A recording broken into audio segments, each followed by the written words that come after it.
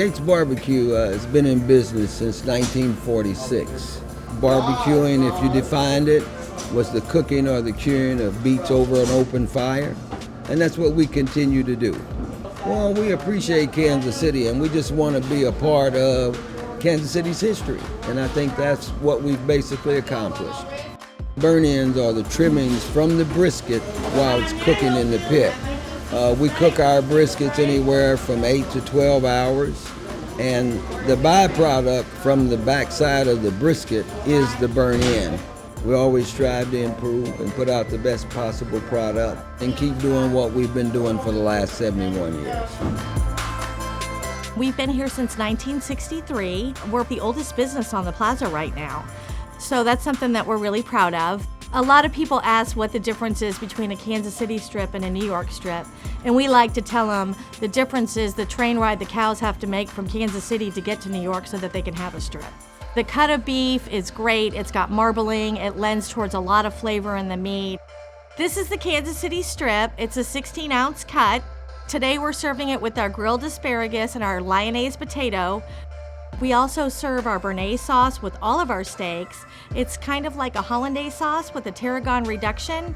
We have a nice glass of Cabernet, which is our favorite wine, of course, to go along with our steaks here at Plaza 3. When you walk into Garozzo's restaurant, it's like you're coming into my home for Sunday dinner. And that's how we want people to be treated when they come here. You come to Garozzo's, this is where chicken spadini began, in this building.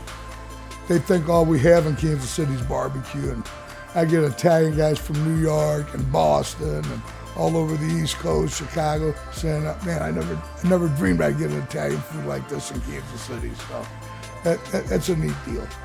This is the original chicken spadini Garozzo. This is the one that made us famous. It's still our #1 seller.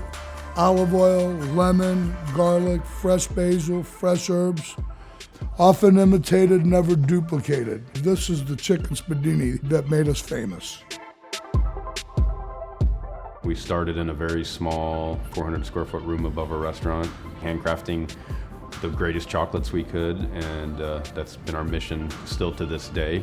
We create flavor combinations that you typically don't associate with chocolate, so we like to be a bit more adventurous.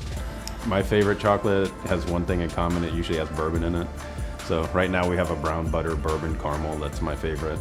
So one of our most popular flavors, and it's one we've kind of had since the very beginning, and this is really kind of culminates our approach to chocolate making, is using real ingredients and not like extracts or fake flavors, as our Bananas Foster. So we go through the process of creating the dessert Bananas Foster, right down to flambeing the bananas with rum, and we use brown sugar, cinnamon, some other spices. Basically mix that with milk chocolate and put it into a shell.